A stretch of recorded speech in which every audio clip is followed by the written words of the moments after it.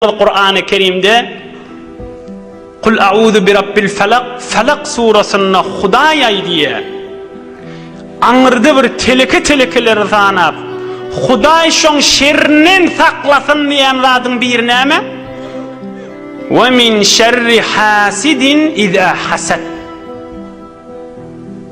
ve min şerri hasidin iza hasad içigara adam, görüb adam, hasud adam, bahil adam Hudaya şon şerrinden saklameni deyip Kur'an aydıptır da şunu. Lep Felak surasında var. Daha yaşı içigara bahil, hasud adamın şerrinden sakla bizi. Hudaya sana panah şon şerrinden sakla bizi deyip Kur'an'da da adaydıptır da Resulullah canı Huday Teala.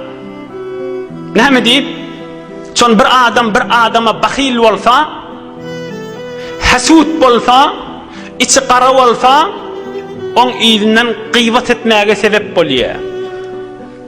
İzinden töhmet etmeye sebep oluyor. 2. İzinden yalandan gürrünler çıkarmaya sebep oluyor. Bir de günah. Şol adamın bir vakta günah etse, şol halkın yanında yayası geliyor.